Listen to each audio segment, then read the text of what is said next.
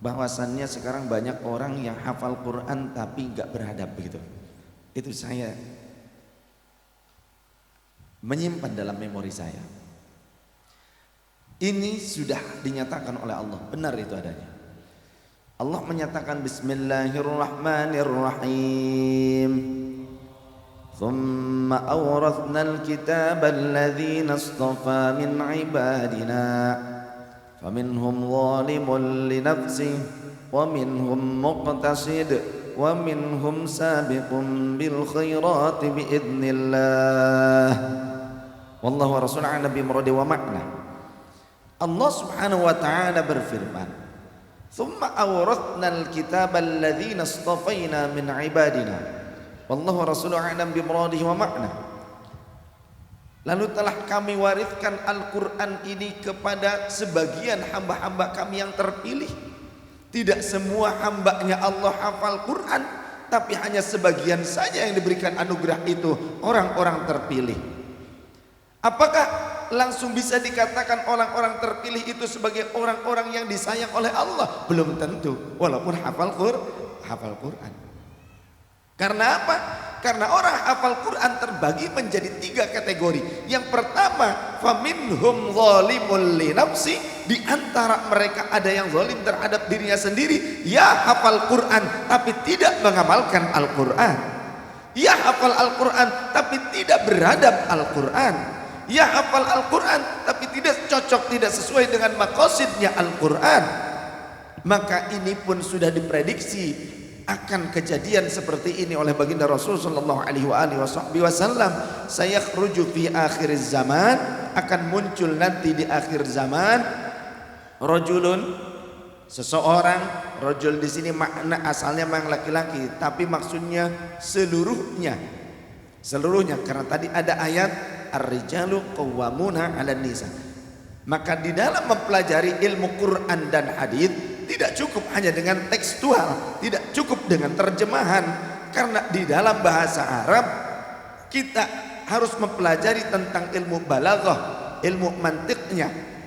Seperti lafaz ummun dan abun, ummi, abi, belum tentu itu maknanya orang tua kandung, karena Rasulullah juga menyebut kepada Sayyidah Fatimah binti Hasan, ibu Sayyidina Ali, sebagai ummi. Allahumma ghfir li ummi Fatimah binti Asadin. Ketika wafat ibu angkatnya tersebut, Rasulullah yang mengebumikannya, di dalam liang lahat Rasulullah berdoa untuk ibu angkatnya, Allahumma ghfir, ya Allah ampunilah li ummi, bagi ibuku. Siapa? Fatimah binti Asadin. Yang dimaksud adalah Sayyidah Fatimah binti Asad, itu ibunya Sayyidina Ali, bukan ibu kandungnya Rasulullah.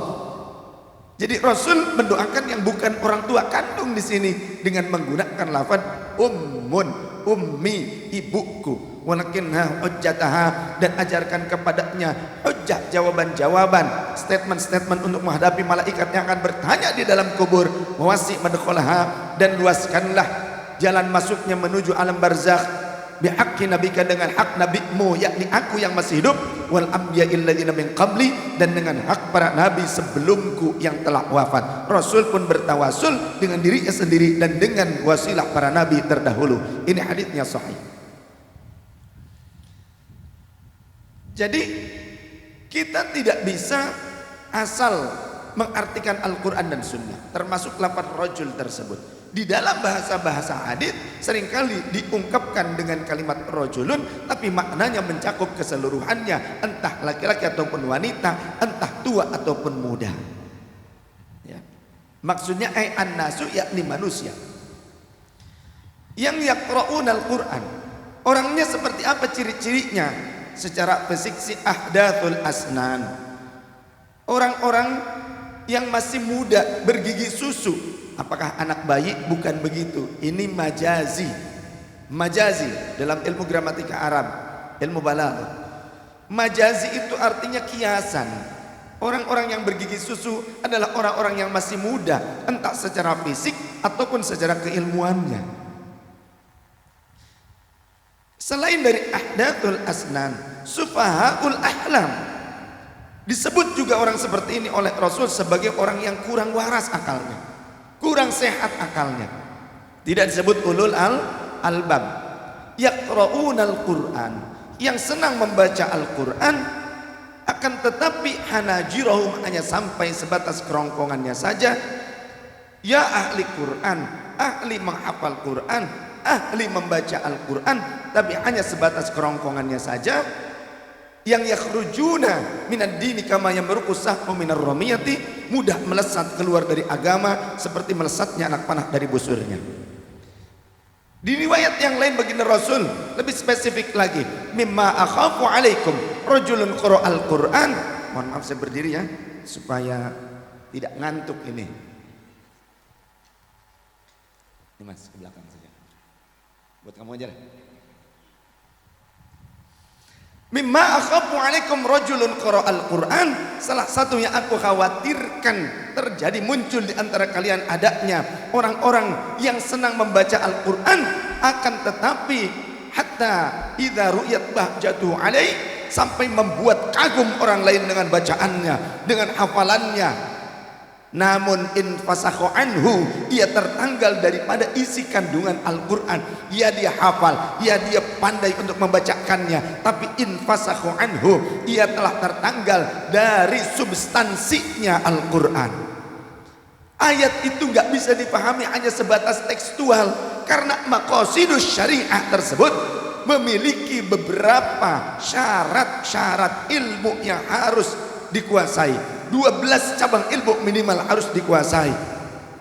Tidak hanya dari sisi ilmu gramatika Arab, nahwu, sorof, badai, bayan, ma'ani, mantek, balaghah, arud. Tidak hanya cukup itu, kita harus tahu tentang asbabun nuzul ayat, asbabul wurud ayat, tentang ilmu nasikh mansukh, mansukhul ayah bil ayah, mansukhul ayah bis sunnah, mansukhus sunnah bis sunnah, mansukhus sunnah bil ayah. Kita harus paham, pelajari riwayat-riwayat tentang ini, tentang kodifikasi Al-Quran. Kita harus mempelajarinya juga. Tidak hanya dengan tekstual kemudian langsung kita beristinbat hukum, tidak bisa. Maka akhirnya akan seperti orang yang sedang diceritakan oleh Rasulullah SAW, wa nabadahu wara'a dhahri, orang ini akan melemparkan Al-Quran ke belakang punggungnya. Ini bisa kiasan, bisa jadi kenyataan. Maksudnya apa? Orang ini sudah tidak memiliki adab lagi terhadap Al-Quran. Saat ini ada orang menghafal Quran, tapi adab terhadap Al-Qurannya tidak dipakai. Jangankan kepada orang, adab terhadap Al-Qurannya saja tidak dipakai. Makanya seperti tadi dikatakan oleh Pak Ustaz Mego, ada orang hafal Quran tapi tidak beradab. Karena apa? Karena jangankan kepada orang lain, terhadap Al-Quran kalamullah saja orang ini tidak beradab. Terbukti ada orang memasukkan Al-Quran kecil ke dalam saku celana dekat dengan kemaluannya, dibawa ke toilet. Ini bukan retorika bahasa. Tanyakan kepada Mas Fauzi, salah satu DKM masjid ini. Di tempat dia bekerja, dia berjumpa dengan temannya setempat pekerjaan. Kemudian pada saat mau keluar dari toilet, belum keluar dari toilet, anak tersebut, temannya Mas Fauzi, mengeluarkan Quran dari saku celananya, padahal anak itu baru selesai pipis. Jadi Quran ditempatkan di dekat kemaluan, dibawa. Ini berarti tidak beradab. Ketika ditegur oleh Mas Fauzi, kenapa kamu bawa Quran ke toilet, apalagi disimpan di saku celana? Ini kan makhluk, katanya. Kalau kita mau telusuri, orang ini saya yakin dia kagum dengan Imam Ahmad bin Hanbal dan sangat gandrung dengan Imam Ahmad bin Hanbal, karena saya tahu sekali, saya banyak berdiskusi dengan mereka-mereka seperti ini. Mereka itu pengagum Imam Ahmad bin Hanbal, tapi mereka tidak mengikuti Imam Ahmad bin Hanbal. Karena apa? Imam Ahmad bin Hanbal berani dipenjara dan disiksa oleh penguasa pada saat itu karena tetap dengan akidahnya. Seperti tadi yang disampaikan oleh Pak Ustaz, akidah ini harus kita pegang. Imam Ahmad pegang akidahnya, beliau lebih baik dipenjara dan beliau lebih baik disiksa. Demi apa? Beliau tetap menyatakan Al-Quran bukan makhluk, Al-Quran itu tetap kalamullah. Ya, kertasnya makhluk, tapi Qurannya adalah kalamullah yang merupakan sifatnya Allah Ta'ala, tidak bisa dilepaskan dari Allah Ta'ala. Maka ketika kita sedang membaca Al-Quran, pada saat itu hakikatnya kita sedang berdialog dengan Allah Ta'ala. Jadi kalau orang membaca Quran tapi nggak pakai adab, maka Al-Quran itu tidak akan masuk ke relung hatinya, hanya masuk ke dalam otaknya. Tak paham orang seperti ini. Sehingga kata baginda Rasul, ciri-cirinya seperti apa? Wa sa'a ala jarihi bisayfi. Orang seperti ini akan datang pada para tetangga dengan membawa senjata. Apa senjatanya? Wa ramahu bisyirki. Ia akan melemparkan tuduhan-tuduhan syirik kepada para tetangganya. Syirik, bir kopar kafir, begitu aja kelakuannya. Apa-apa kafir. Orang muslim sholat anggap kafir. Orang muslim sholat dianggap PKI. Aduh, macam-macam dah. Sekarang tuh kelakuan. Orang-orangnya hafal Quran. Kalau bicara juga bicara Quran, tapi perilakunya selalu menuduh orang lain kafir, musyrik, syirik. Ini perilaku-perilaku yang disebutkan oleh Rasul. Maka faqalu, para sahabat bertanya, ya Rasulullah, ayyuhuma aula bisyirki al-murma'wir rami? Siapalah yang lebih pantas untuk disebut syirik, yang dituduh apa yang menuduh ya Rasul? Qala, baginda Rasul menjawab, ar-rami, yang menuduh syirik lebih pantas untuk dia masuk ke dalam kesyirikan itu. Karena man kafara li akhihi, siapa orang yang mengkafirkan saudara muslimnya yang jelas-jelas muslim, disebut PKI lah, disebut apa dan sebagainya, maka balik kekafirannya kepada dirinya. Inilah yang disebut oleh Rasul hafal Quran, ahli membaca Quran, banyak atau bagus, bacaan Qurannya bagus, indah, akan tetapi ia akan keluar dari agama seperti melesatnya anak panah dari busurnya, padahal hafal Quran. Awalnya dari apa? Awalnya dari adab. Dari adab awalnya.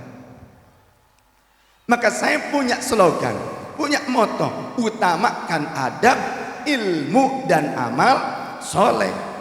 Karena seseorang ketika mencari ilmu harus pakai adab.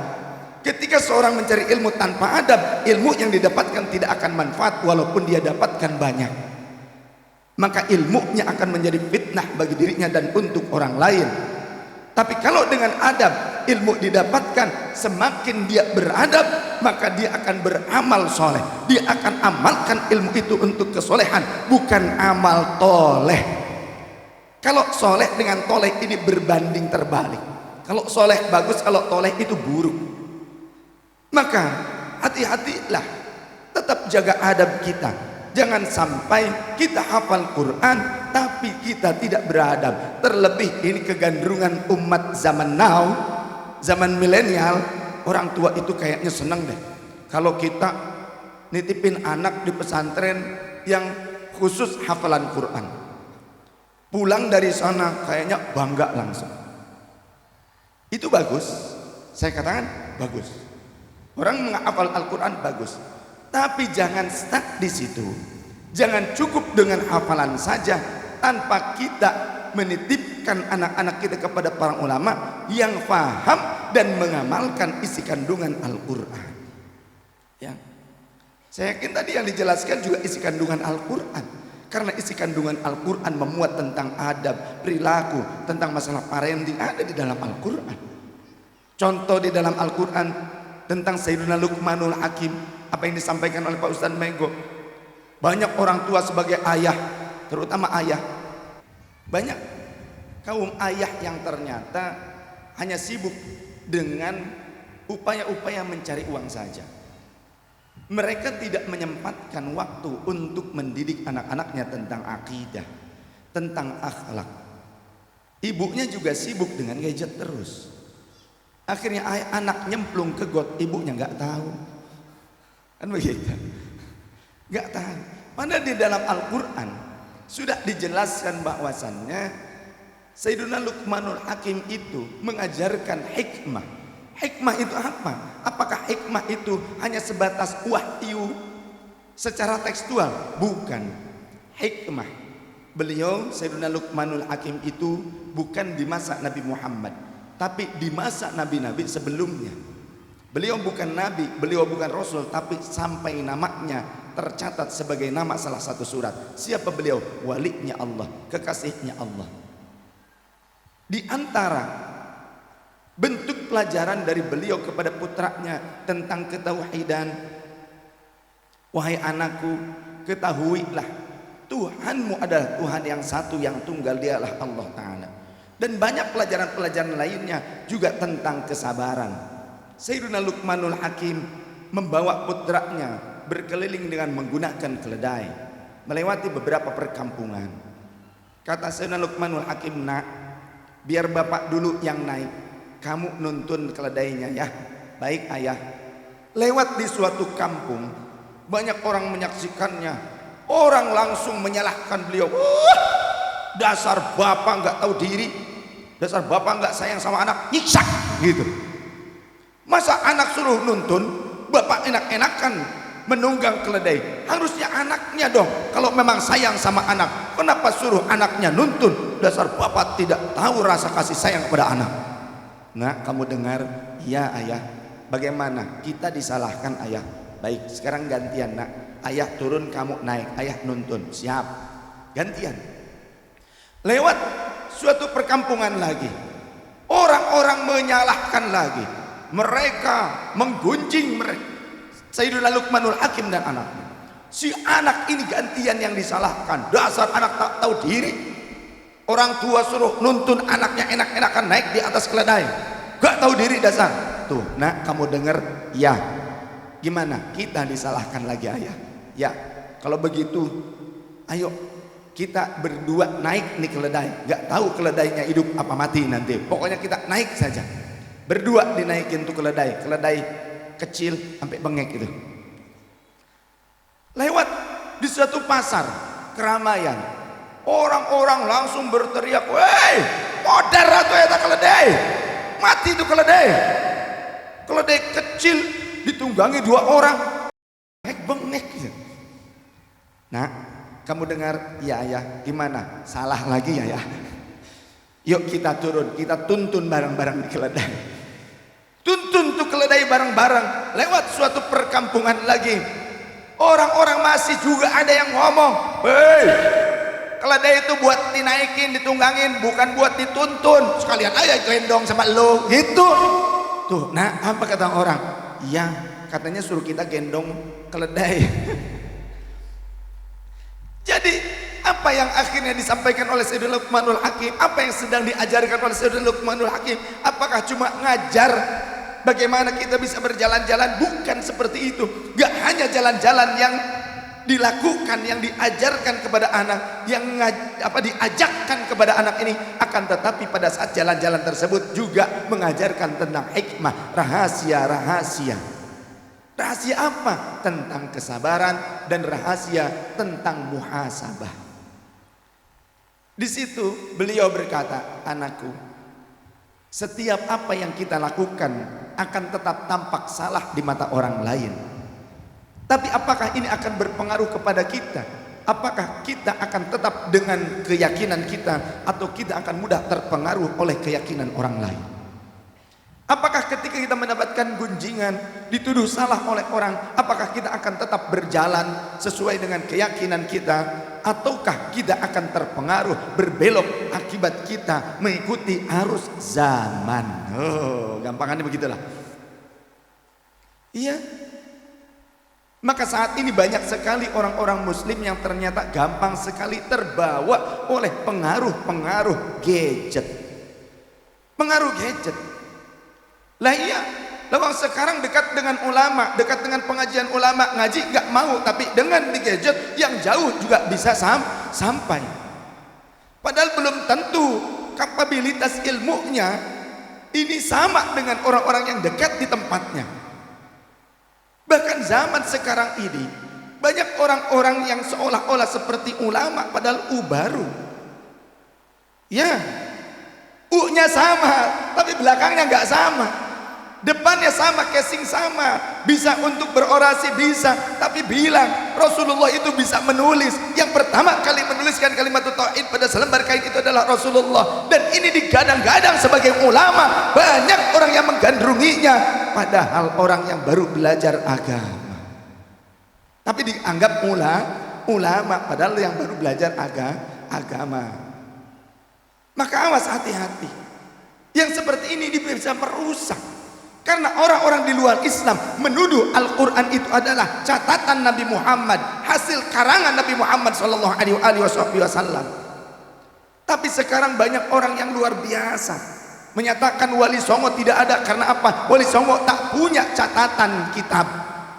Kalau mereka mengatakan hanya karena itu barometernya. Kau katakan Wali Songo itu tidak ada karena tidak memiliki kitab, tidak mencatat sebuah kitab pun, maka berarti Rasulullah engkau katakan fiksi, begitu. Karena apa? Karena Rasul itu sifatnya ummi, tidak bisa menulis dan tidak bisa membaca. Maka Quran ini tulisan siapa? Quran itu hasil kodifikasi para sahabat, tapi hasil dari wahyu yang Rasulullah terima disampaikan dengan kata-kata, diucapkan oleh Rasul, sahabatlah yang menulisnya. Itu pun awalnya bukan berupa buku, satu mushaf seperti sekarang, asalnya ditulis pada tulang, pada pelepah kayu, kemudian kulit, pada batu, dan tidak full seperti kita bisa membaca dengan mudah. Apalagi zaman sekarang, zaman now, dengan menggunakan Quran Android. Berarti bid'ah. Gak ada zaman Rasul. Zaman Rasul pun gak ada titik, gak ada harokat, gak ada. Itu udah hasil siapa? Hasil tabi'in dan atba'ut tabi'in. Maka ketika kita tidak mempelajari adab, kita akan dengan mudah mencari ilmu melalui internet. Kemudian kita menggadang-gadangnya telah belajar kepada ulama, padahal kepada baru. Yang ada ulama yang kompeten di dekatnya disalah-salahkan. Kitab hadis ngelotok, dianggap gak paham hadis. Mengajarkan kitab hadis disangka mana dalilnya, padahal yang disebutkan itu hadis. Ini banyak zaman sekarang. Masya Allah, luar biasa.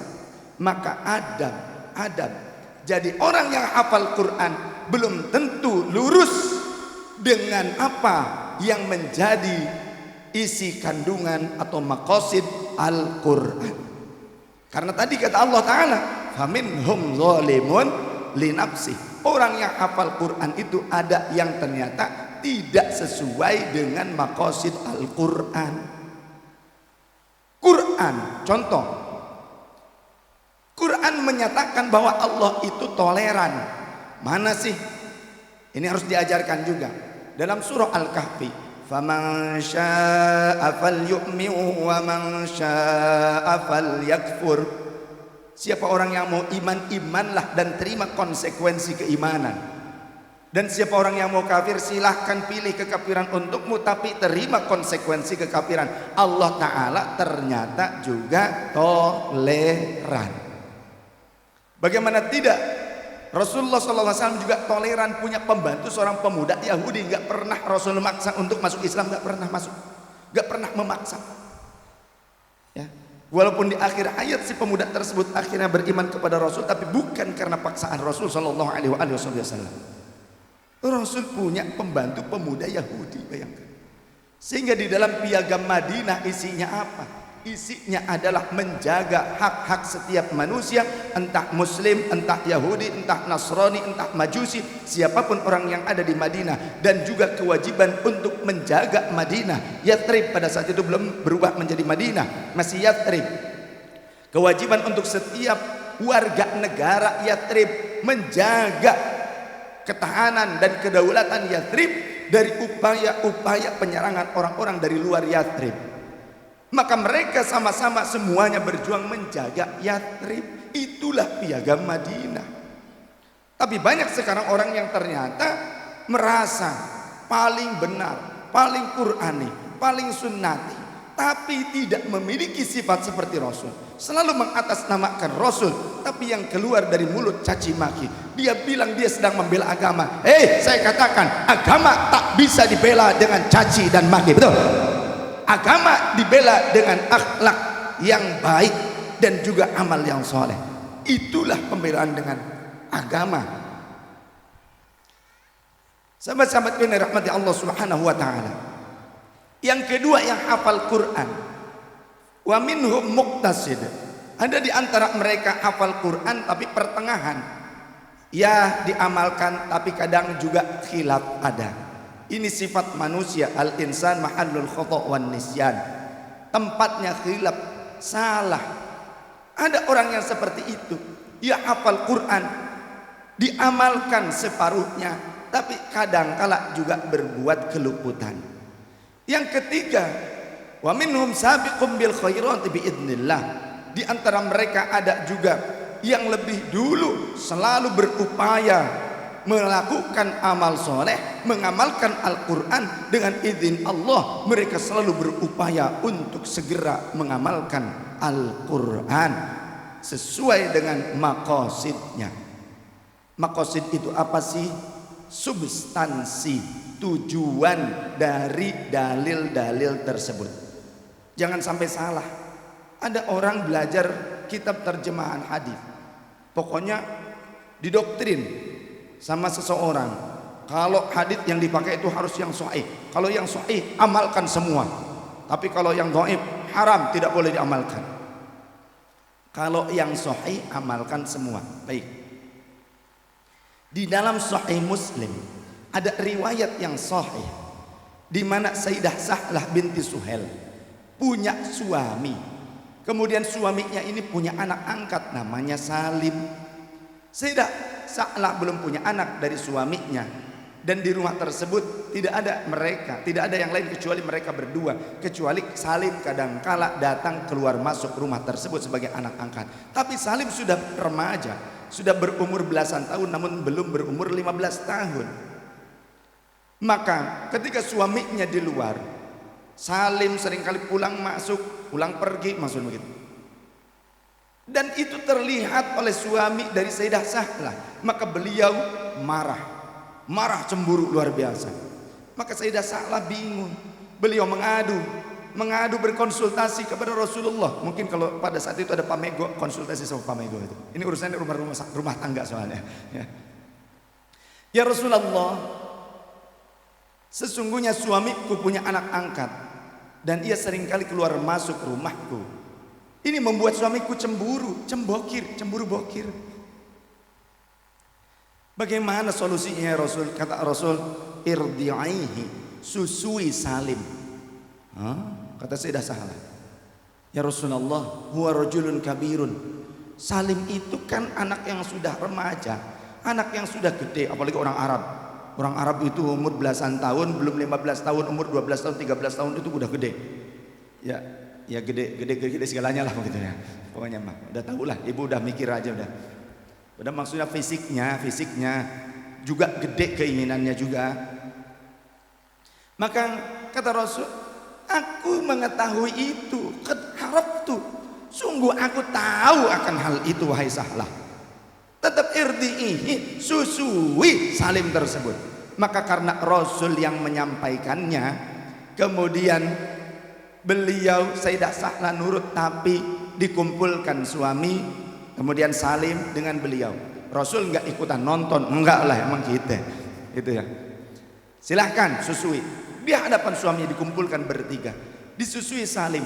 Maka pada saat itu Salim merasa bahwa Sayyidah Sahlah sebagai ibu susonnya beliau, menganggap ibu sendiri, dan suami dari Sayyidah Sahlah hilang kecemburuannya karena meyakini ini sudah menjadi bagian keluarga ibu dan anak. Begitu ya.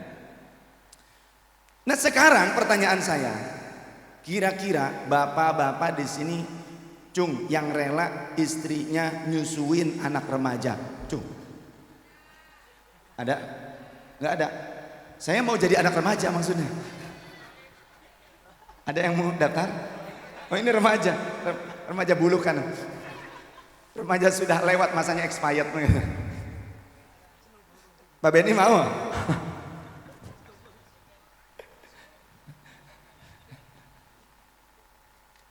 Kan aneh. Kalau ada orang berkata, untuk urusan hukum bukan masalah aneh atau tidaknya, tapi saklek hukum. Yang aneh itu pemahamanmu terhadap hadits. Asal sahih kemudian kamu amalkan, kamu beristinbat hukum padahal bukan seorang mustambit bil ahkam. Ya.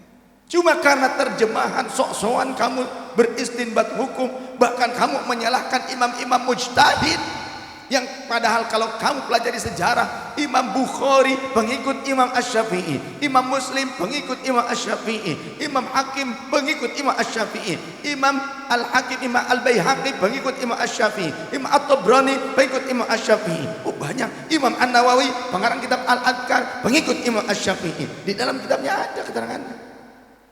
Imam Ibnu Hajar Al-Asqalani pengarang kitab Fathul Bari 15 jilid, pengikut Imam Asy-Syafi'i. Imam Ibnu Hajar Al-Haythami pengikut Imam Asy-Syafi'i, pengarang kitab Fathul Mubin, Syarah Arba'in dan juga Fatwa Haditsiyah.